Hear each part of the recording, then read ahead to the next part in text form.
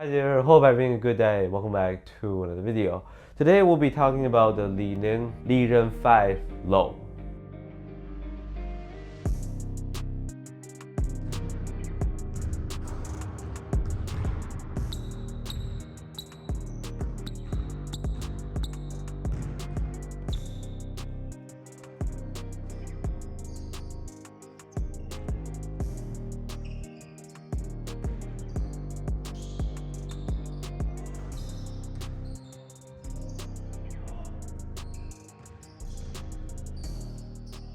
So price will depend on your location, as with most other hoop shoes from Chinese brands.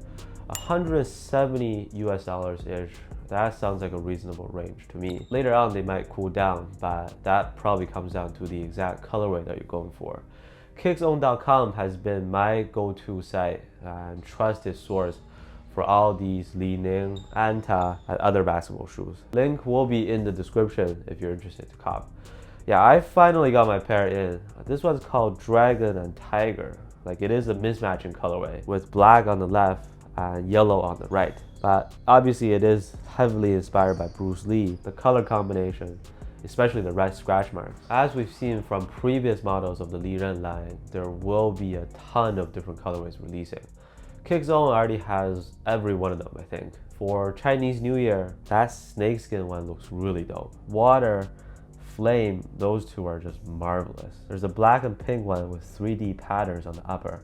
A simple and clean white colorway with some gold speckles. Power of the 5 elements, that's another mismatch colorway. Also a Christmas ugly sweater edition. We really started at the Liren 3 V2, the low top, when nobody, including myself, knew what to expect, but it was simply delicious. Now they've gained some popularity. The Liren 4 high and low top were both amazing too. How are they even going to keep up with this crazy momentum? Anyways, performance is still the most important consideration. Jordan 36 low, but better. Imagine that.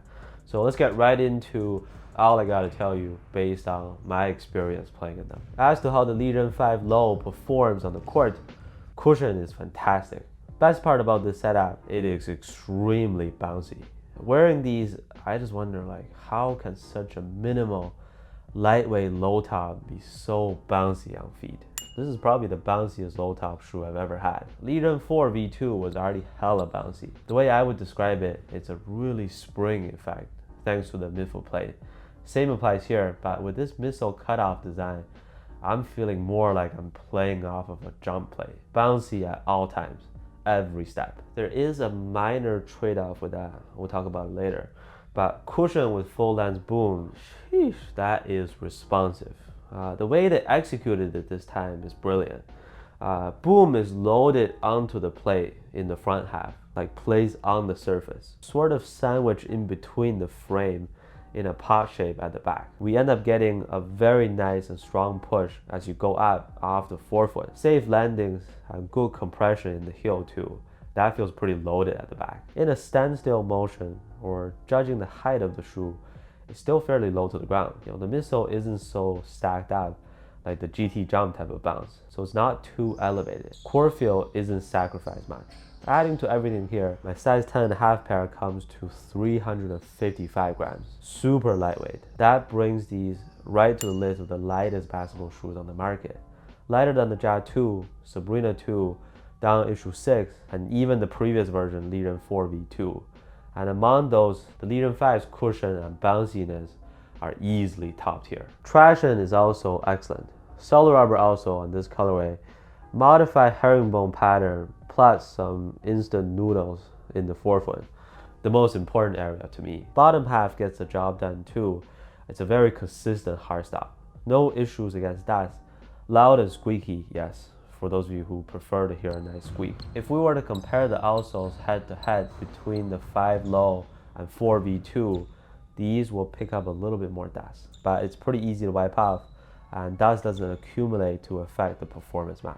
The previous version, especially the translucent outsole, that is a completely silent but sticky and effective type of grip. To give the traction a score here on this model, probably a 9 or 9.5 out of 10. It is their tough RB, meaning that the outsole will be durable enough for outdoor use as well. I've had an overwhelmingly positive experience using their Tough RB shoes outdoors. Never encountered any durability issues. This one also doesn't seem like it's prone to wear and tears. The rubber feels really sturdy, so that's checked off too. With the fit, this part is pretty straightforward. They run true to size.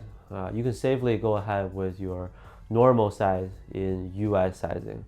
I'm mostly a 10.5 in other shoes. 10.5 here fits me perfectly fine. No heel slippage, but width-wise, they are a little bit on the narrower side. I myself have slightly wider feet and extremely flat feet. And I feel like if they made it any narrower than it is now, that'll be too tight. That means true to size will be more of a snug fit, but it's certainly tolerable as long as you don't have very wide feet.